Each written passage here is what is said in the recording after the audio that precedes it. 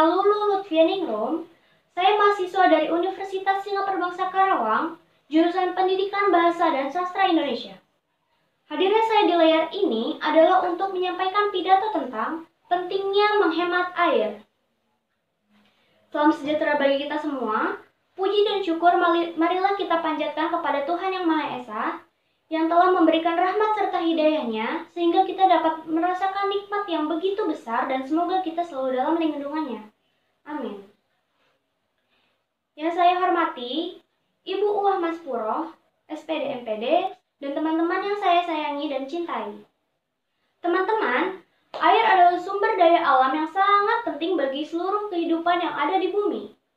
Tapi, pada tahun 2040, ada 10 negara yang diperkirakan akan mengalami krisis air bersih, dan Indonesia akan menjadi salah satunya.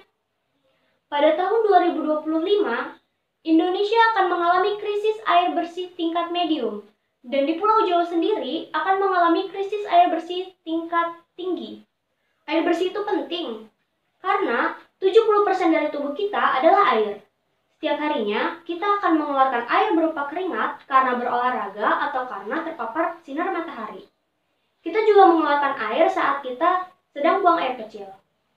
Air yang sudah keluar harus diisi kembali. Jika tidak, akan ada banyak ancaman kesehatan. Misalnya dehidrasi, gangguan otak dan pencernaan, hingga fungsi ginjal. Maka dari itu, kita harus mengganti air yang keluar dengan meminum 2,5 liter air atau 8 gelas air setiap harinya. Jumlah air yang ada di bumi memang tidak berubah, karena ada siklus air. Kalian ingat kan? Air laut menguap membuat awan hujan, hujan turun ke bumi berakhir di laut. Nah, siklus ini akan terus berulang. Tapi, 97% air yang ada di bumi adalah air asin, dan 3% air tawar. Kita hanya bisa mengkonsumsi air tawar, dan sebagian besar air tawar adalah es yang ada di kutub.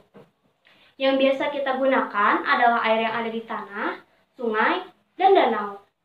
Air tawar yang bersih dapat berkurang karena polusi. Polusi berasal dari limbah pabrik dan yang paling banyak adalah dari limbah rumah tangga.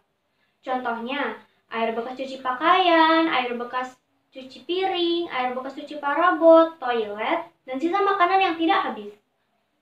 Beberapa negara di dunia sudah mengalami krisis air bersih, salah satunya di Afrika, yaitu di kota Kenya. Mereka kekurangan air bersih karena terjadi kekeringan. Mereka harus berjalan jauh untuk mendapatkan air. Air yang didapatkan juga mengandung bakteri yang jahat, yang bisa menyebabkan diare dan dehidrasi. Kita dapat menghemat air dengan berbagai cara. Di antaranya, saat kita menyikat gigi, taruh air dalam gelas untuk berkumur. Jangan gunakan air yang mengalir. Begitu juga saat mencuci piring. Gunakan ember atau baskom untuk membilas piring yang dicuci. Saat mandi, lebih baik kita menggunakan shower karena pemakaian airnya lebih sedikit dibandingkan kita menggunakan gayung atau bathtub. Dengan itu saja, kita sudah bisa membantu menghemat air. Terima kasih karena telah menonton video ini. Semoga pidato ini bermanfaat. Like ya jika kalian suka. Sampai jumpa.